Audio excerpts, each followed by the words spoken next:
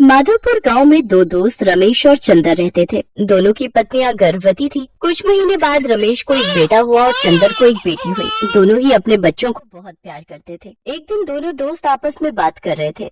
मैं चाहता हूँ चंदर कि हम दोनों हमेशा ही पक्के दोस्त बने रहें, और शायद भगवान भी यही चाहते हैं। वो कैसे? देखना, तभी तो उन्होंने मुझे बेटा और तुझे बेटी दी है। मैं चाहता हूँ कि हमारी ये दोस्ती रिश्तेदारी में बदल जाए। यार, मैं तेरी बेटी को अपने घर की बहू बनाना चाहता हूँ।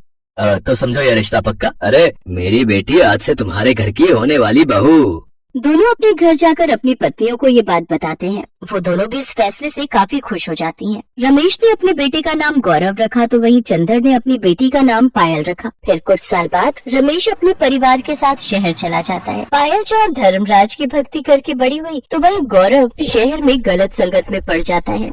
गौरव, ये नशे की लत तुम्हारी जिंदगी खराब कर देगी बेटा। इस आदत को छोड़ दो। इन सब से कुछ नहीं होता पापा। इस दुनिया में बहुत से लोग हैं जो नशा करते हैं, लेकिन उन्हें कुछ भी नहीं होता। आप मेरी चिंता छोड़ दीजिए। उधर गांव में चंदर बहुत बीमार पड़ जाता है तो रमेश उससे मिलने गांव आया। तुम्हारी हालत तो बहुत खराब है मेरे दोस्त। हाँ, मुझे लगता है अब मैं ज्यादा समय तक जीवित नहीं रह पाऊंगा। रमेश, तुझे अपना वादा याद तो है ना कि हम अपने बच्चों की शादी एक दूसरे से करवाएंगे? हाँ मेरे दोस्त, मैं वादा कैसे भूल सकता हूँ यार। अब मैं निश्चिंत होकर मर सकता हूँ। मेरे दोस्त, मेरी बेटी का ख्याल रखना, वो बहुत अच्छी और संस्कारी है। कुछ दिनों बाद चंदर की मौत हो जाती है। उधर शहर में गौरव की तबीयत भी काफी खराब रहती है। रमेश और उसकी पत्नी सुनीता उसे डॉक्टर के पास ले जाते हैं। अब आपका बेटा कुछ दिनों का ही मेहमान है। इसे जानलेवा बीमारी हो गई है। इसे घर ले जाइए। ये सुनकर दोनों के ऊपर दुखों का पहाड़ टूट पड़ता है।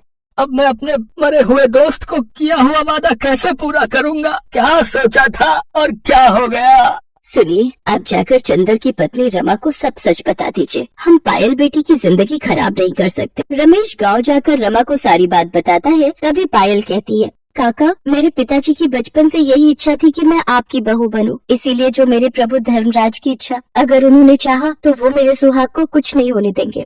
मेरी बच्ची, तुम सचमुच धन्य हो। सदा खुश रहो। कुछ ही दिनों में दोनों की शादी हो जाती है और पायल धर्मराज की भक्ति के साथ साथ गौरव का भी खूब ध्यान रखती है। एक रोज पायल मंदिर से लौट रही थी तो एक बूढ़े आदमी को जोरों की प्यास लगी थी। उस आदमी के चेहरे पर काफी तेज था। पायल ने उसे पानी पिलाया, साथ ही खाने को प्रसाद भी दिया। उस आदमी ने उसे सदा सौभाग्यवती रहने का आशीर्वाद दिया। पायल घर पहुंची तो कुछ देर बाद दरवाजे पर घंटी बजी। उसने दरवाजा खोला तो सामने वही आदमी खड़ा था। तभी वो आदमी धर्मराज के रूप में आ गए।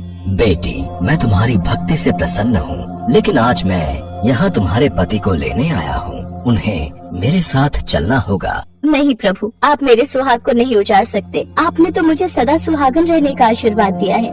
पुत्री, तुम मेरी भक्त हो और मैंने तुम्हें आशीर्वाद दिया है, इसलिए मैं तुम्हारे पति के प्राण लौटाता हूँ। इतना कहकर धर्मराज अंतर ध्यान हो गए और गौरव एकदम सही सलामत हो गया। अब उसने नशा करना छोड़ दिया और अपने पिता का व्यापार संभालने लगा। अब सभी घर वाले मिलकर धर्मराज की पूजा करने लगे और खुशी खुशी एक साथ रहने लगे।